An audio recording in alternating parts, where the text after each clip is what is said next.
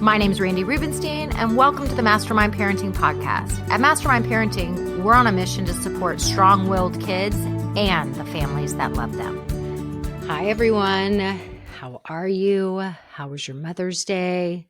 I'm recording this. It's a day before Mother's Day, but you're going to hear this probably a few days after Mother's Day. And so I wanted to make a Mother's Day episode, and I really want to sort of unpack Mother's Day, right? This is for those of you familiar with the term growth mindset, which was coined by Carol Dweck in her book, Mindset. You know, growth mindset is all about looking at what happened and just evaluating it, right? Like just evaluating, right? We're just always growing, learning, evaluating, and maybe bringing something new to the equation the next time the thing happens. And what do we know? Every single year, God willing, as long as we're on this earth, there's a holiday. And I don't know if it's a holiday everywhere, maybe just in America. Mother's Day, right? It's a day to celebrate moms. And I think for many of us, it's loaded.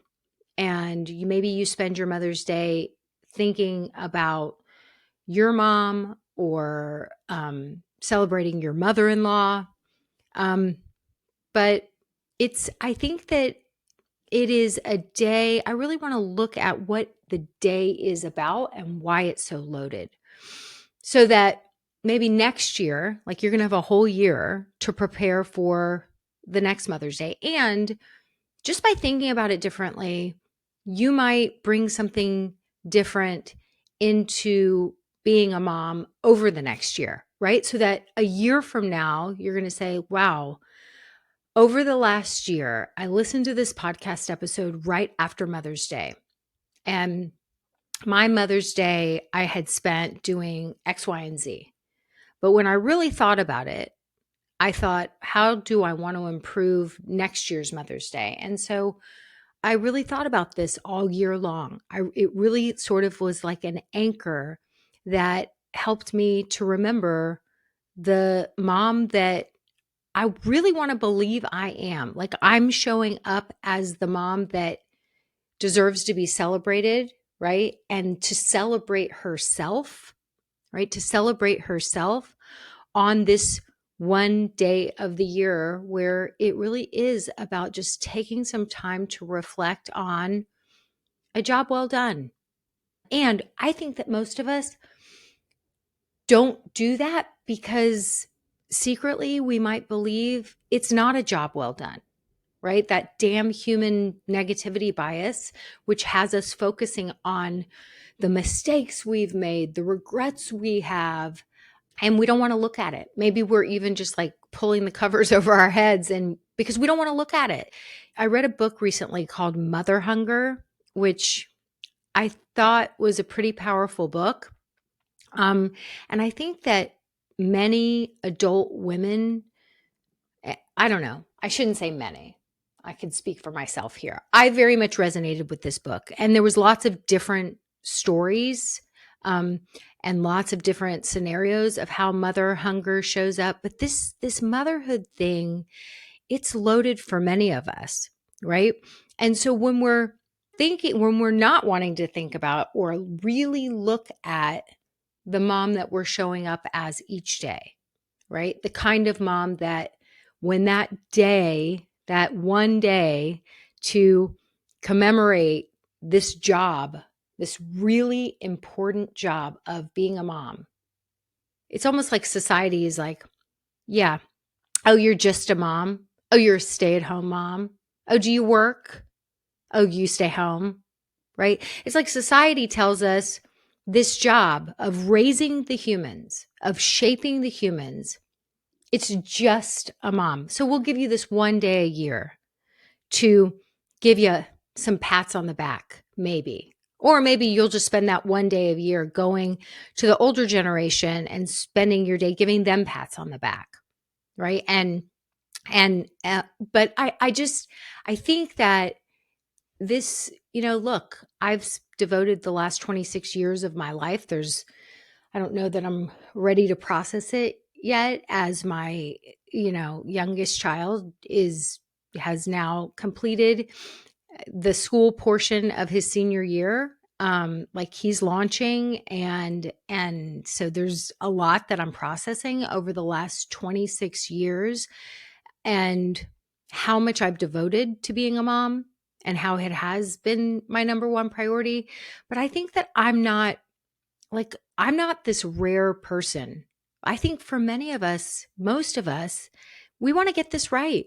We want to raise healthy humans.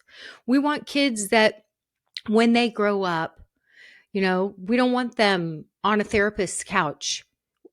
Frankly, I do want them on a therapist's couch, because I think that's what healthy humans do. They have the self-worth to go and to find the support to process through hard things. So I do want my kids on the therapist's couch, but I think there's that old fear of, we don't want them to be on a therapist's couch talking about all the mistakes that we made today, right? We want to believe that we're getting this right. And here's the spoiler: you will make mistakes. You will. You'll make lots of them, right? And here's something else: you're not the only one who worries about screwing up your kids. I think it is the number one fear I have heard when moms really lift the hood up of their brain and tell me all the things. Everyone just wants to know I'm getting it right. Because what does it really mean if you're worried that your kids are going to be on a therapist's couch talking about, how all their problems are your fault? Everything comes from their childhood. Like, many of us kind of are starting to realize that there was a lot that shaped us, and now as adults we have to deal with. And so we don't want our kids to feel that way about us. So I think many of us worry, like, we just don't want to screw this up. We don't want them to blame us, maybe even in the ways that we've secretly or not so secretly blamed our own parents, right? Like, this human experience, it's layered, it's messy. I think motherhood involves a lot, and it's hard to do the deep inner work. It's hard to do the self-reflection. So I want to start from a place of, I don't know, just making this a little bit more palatable for everyone. And so we're going to laugh at me, because I want to talk about the mistakes I have made as a mom. Okay. And that I talk about very openly with my kids. Some of the mistakes. I'm not going to, I can't, you know what? I'm sure they're just going to be coming out forevermore, because whenever my kids have a flashback of something from their childhood, they love to share it with me. But yeah, I want to talk about the mistakes, because I think that so many of us, especially those of you out there who really struggle with perfectionism, and even if you don't really think that you struggle with perfectionism, maybe you might struggle with a little bit of perfectionism when it comes to getting this right, not having your kids blame you from the therapist's couch one day. So let's laugh at my mistakes. And okay, so some of my mistakes. Here, I wrote some of them. I've taken notes. This just came up the other day. I made a podcast episode with my son, Alec, a few years ago. It was during the pandemic, when a lot of parents were coming to me that their kids were having, shot anxiety. They didn't want to get the vaccine. And so Alec and I recorded a podcast. I think he was just finishing up college, or maybe in his last year of college at the time. He's now 26. And we were talking about his needle phobia. And it's really we'll link to that episode. And there's a video out on YouTube, if you want to see us live, or not live, but if you want to see us having this conversation, there is a video on YouTube. We're going to link to those in the show notes. And Alec really shared his needle phobia and how he gets through shots. And it's a pretty adorable episode. But we were just talking about this the other day at lunch. So let me set the scene. We're at lunch. We're with my dad. We're with my siblings. We're with my siblings' spouses. It's me, Scott, Corey, Alec. Avery's away at school. And so it's my extended family, okay, on my side. And we start talking about somebody who had a needle phobia or somebody who's never given blood, like a friend of Alex. So then we start talking about Alec and his needle phobia. And I'm like, I know exactly where it comes from. And so I start sharing the story about how when he was 3, he knew that when he had to get his tonsils out at 5, that that I like it was a shit show. And that gave him a major needle phobia from getting blood taken from his arm. I said, but it really started when you were, well, no, I was like, yeah, your needle phobia used to look like one time you were getting a flu shot or something. And I was waiting with Avery in the waiting room. And all of a sudden we saw you running through the doctor's office and the nurses like chasing you, which we all thought was hilarious. I said, but I know where that started from. When you were 3, you got strep throat, and he was, which a lot of highly sensitive kids have trouble taking medicine. A lot of highly sensitive kids have trouble taking medicine. And, smells are smellier, tastes are stronger. So he used to get a lot of sort of ear, nose, and throat infections, a lot of sinus infections, and he hated taking medicine. So he had strep throat. They did the culture. They looked in his throat. It turned out it was strep throat, and they're like, yeah. So he's going to either be on 10 days of antibiotics 3 times a day, or you could give him this shot, one-time shot. I don't know if they still do this. Well, they didn't tell me that it was the biggest needle in the history of needles I'd ever seen. And so I took the shot. I was like, give him the shot. I don't want to have to deal with 10 days of medicine. We'll take the one, we'll go for it. And I think his original needle phobia came from that shot. And then forevermore, he was a complete nightmare when it came time to get shots. And I made the mistake as a young mom where I was like, I mean, they're medical professionals. They know what they're doing. And I would literally leave the room. I know. Y'all can judge me. I don't really judge myself for it because I just didn't know what I didn't know. It was like doctors know everything, nurses know everything. They do this for a living.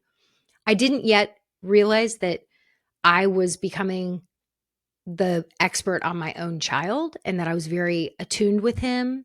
And I was a number, I was an avoider at the time. So I was like, he's going to be a nightmare. I might as well just like let them do their job. And I would leave the room. And so think about it. As a little tiny kid, he was left all alone and he was in there and it was super scary. And thus, lifelong, so far, needle phobia he has. So we're talking about this at lunch. We're talking about it openly. I'm owning it. I'm like, you don't have to wonder, 26-year-old, where this came from. I'm gonna, like, I have puzzle pieces.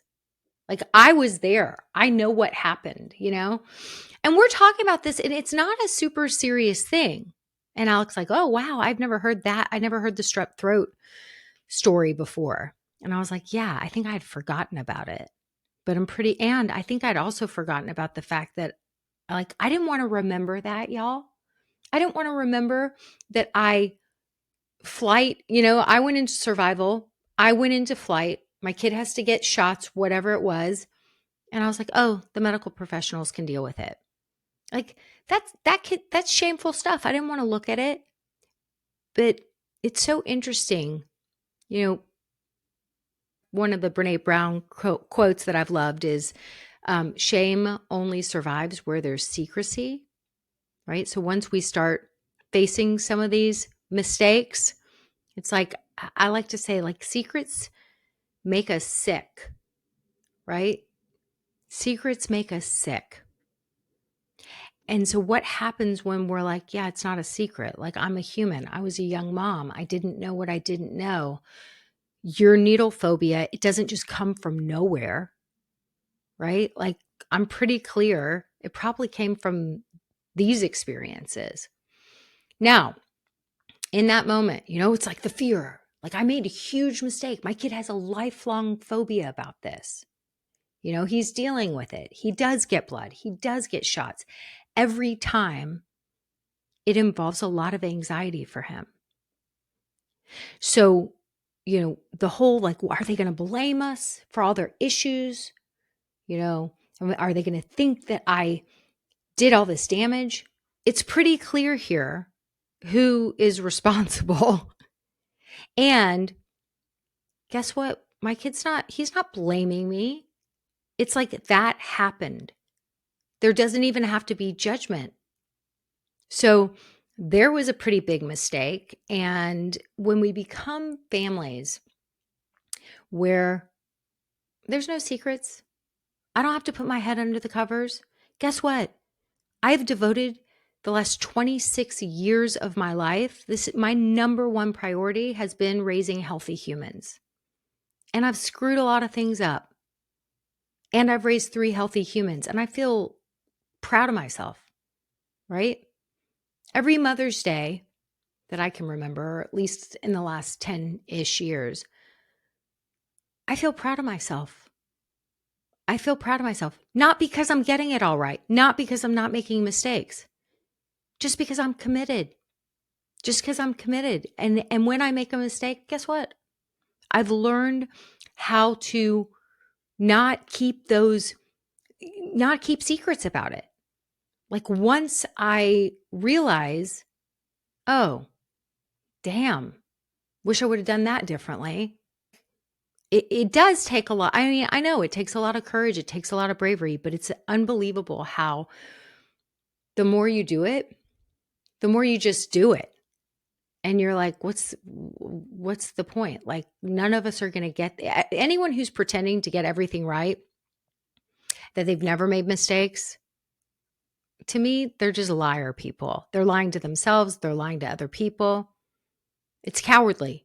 I think many of us live in that state. And so it kind of feels brave and awesome when you're like, fuck that up. Oops. Damn. Hate that you have to deal with this. The least I can do is own where it came from. I'm pretty sure. I made mistakes with my daughter, right? I made mistakes with my daughter. I made mistakes that I didn't even know. I thought I was doing it so differently. And then she gets to college and we realize, or maybe it was even right before college, like some of my body stuff or vanity stuff, yes, it trickled down. Even though I wouldn't let anyone tell her she was pretty, I didn't want anyone to focus on external beauty for the first 14 years of her life, right? I was so sure I was doing it differently. And yet some of my bullshit got through to her. And guess what? We talk about it. We talk about it. And you know what she says now? She reflects back something that I said to her pretty early on. I'll do it better than you, Mom. You did it better than your mom. And I'll do it even better than you. And this is just the way it's supposed to work. And I'm like, I have no doubt you will do it better than me.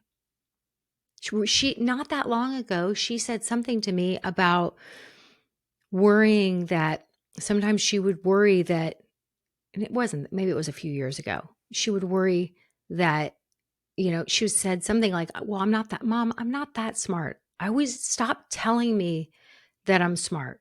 I'm not that smart. She's like, I know you think I'm smart, but all it does, she basically conveyed that it puts pressure on her to not, do anything that would go against that image of thinking she's so smart and together. Well, I remember feeling that way too. It's a lot of pressure on a kid because sometimes we're smart about things and sometimes we're dumb about things, right? And sometimes we're a beginner and we don't know what we don't know yet. But when she said that, I was like, has it felt like that? Like pressure that you need to keep up this image? She's like, yeah, sometimes. And I'm like, I am so sorry for doing that. She's like, well, it's not all you. And I'm like, I've felt that way too, right? Like, I never want you to think that you need to uphold an image for me. I just want you to be you. And I'm sorry for doing that. There's a funny story recently that happened with Corey. I was taking him somewhere. This is very recently, like a few Saturday nights ago. He asked if I would drive him to a friend's house. He was going out with some guy friends. And so he didn't want to have his car. And so he's like, will you drop me off at so-and-so's house at 8:30? And I said, sure. So we go in the car and he runs hot and he's always complaining that I don't like turn the air conditioning on enough in my car. So he's like, oh, this car, oh my God, it's always so hot. And I was like, you're in the passenger seat. Adjust the air condition however you want. And he's like, starts kind of looking and he's like, I never can figure out how anything in this car works. And I was like, really? I just stopped and I just looked at him and I was like, are you sure you're ready to go to college?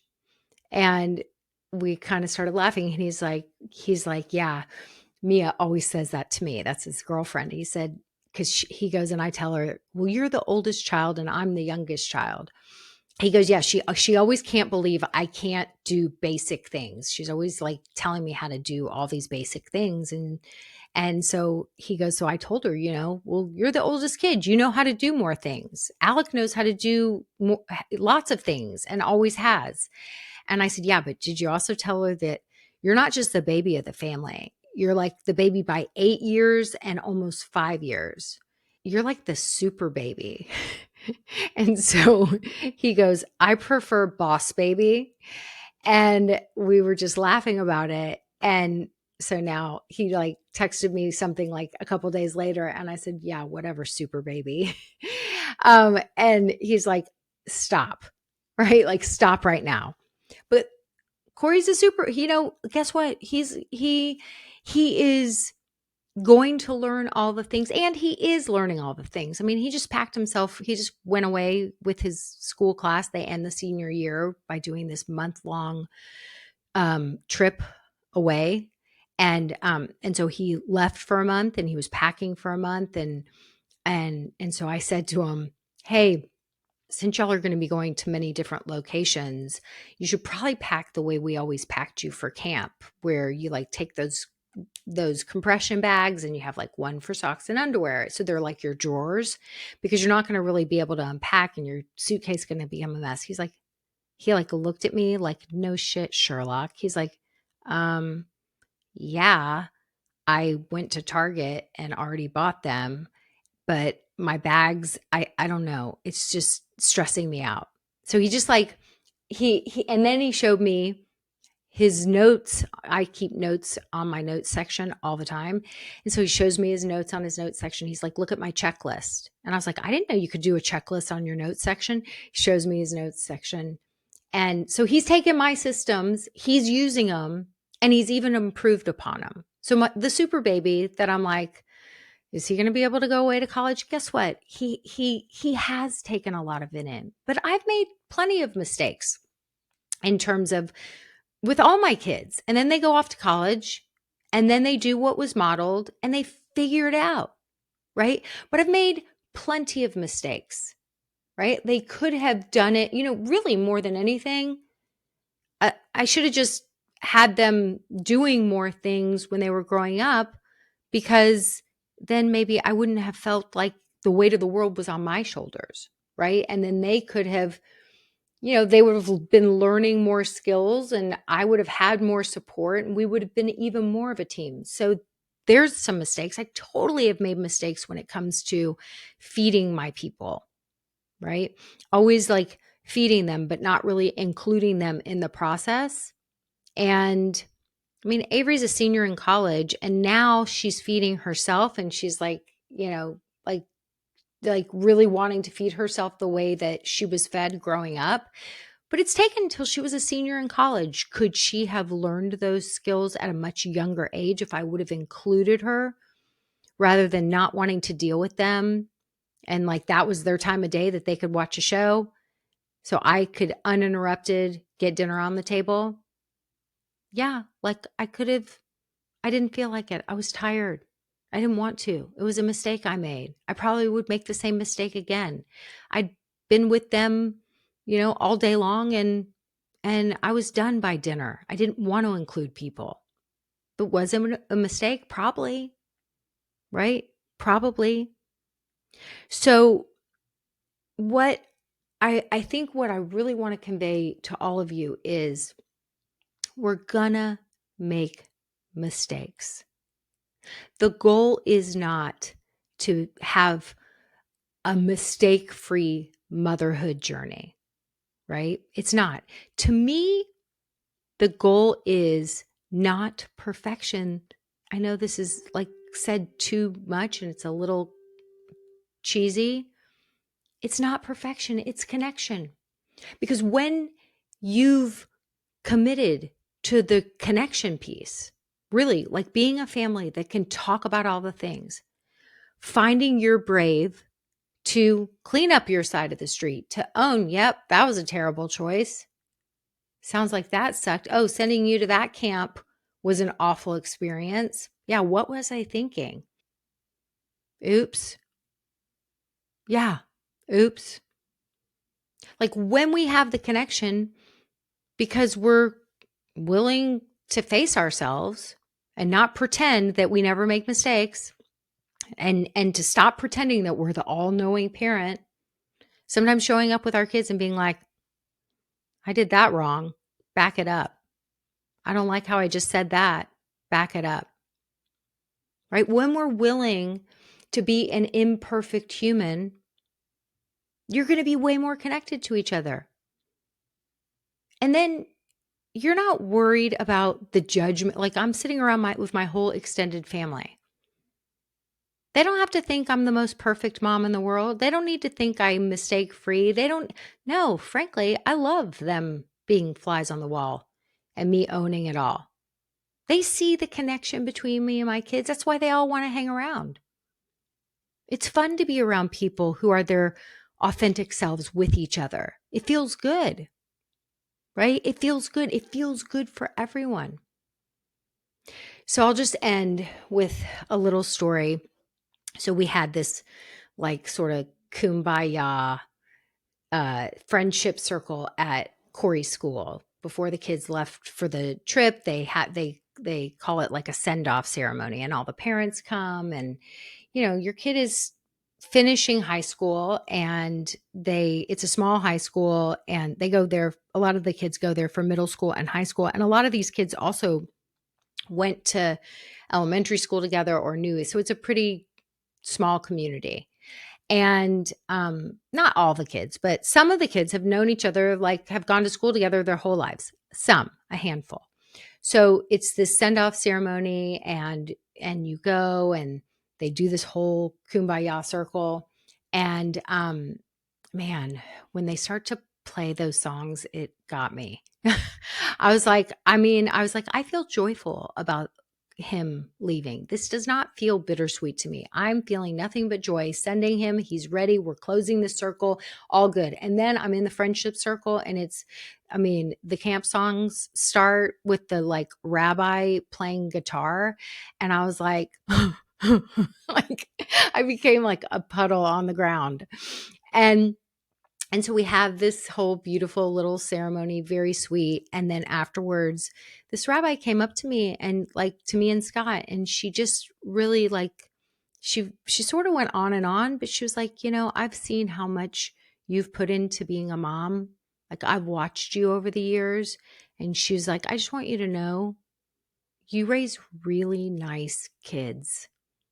And I was like, thank you. And she's like, no, like really nice kids. Well, I think she said something like, yeah, me and all the teachers talk about how we want our daughters to grow up and marry Corey or a Corey. And I was like, he's a good kid.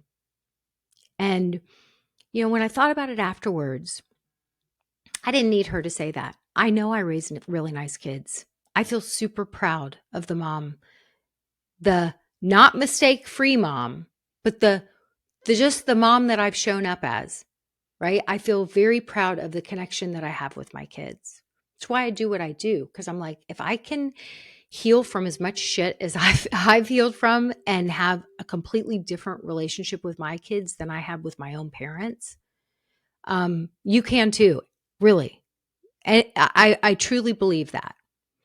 And so I thought about it and I was like, that's not what I mean, sweet words, very nice to hear, whatever. But really the thing that made me feel the best about that was I could tell this lady, like, she really needed to find me. She really needed to tell me because she sees my kid. And it's not like he's the football star. He's the one who's constantly, the star of the show. Corey's the opposite of that. Corey's like, please take the spotlight off me. I'm good. So the fact that this lady, I could tell, like, saw the essence of Corey, like, took the time to really see him, and then she needed to find me, like, that was what felt good. Because I was like, I have raised healthy human beings, and that's what I feel proud of. And I loved that this lady was like, I see your kid. And I'm like, that means something to me. Thank you. Right? This motherhood journey, it's not for the faint.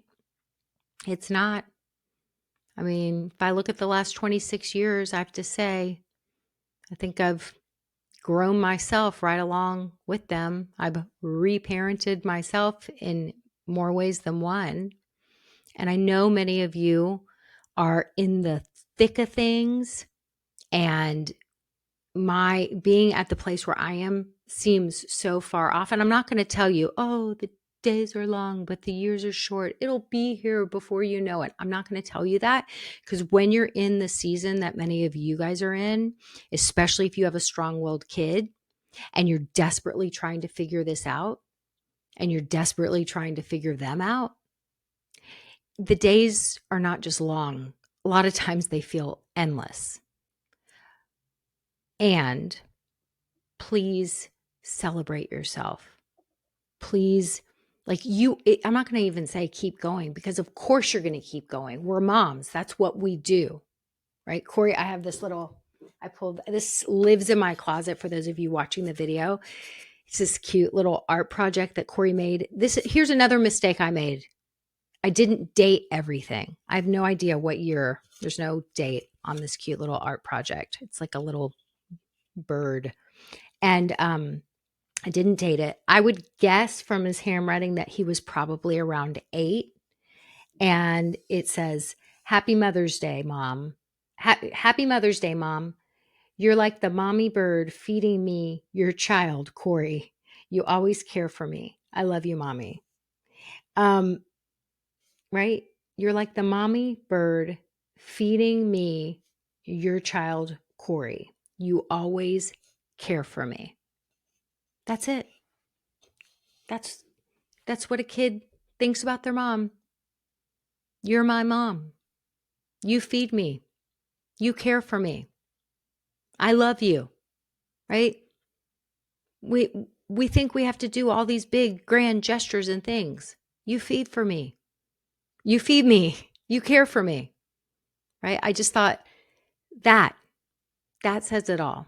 So I celebrate you, and I encourage you to celebrate yourself, and over the next year to really think, even if I've never been committed to anything else in my life, I'm committed to raising healthy humans. I listen to freaking parenting podcasts. I know you people, y'all are probably like following social media, pop psychologists and parenting people and learning the 3 tips and reading the books.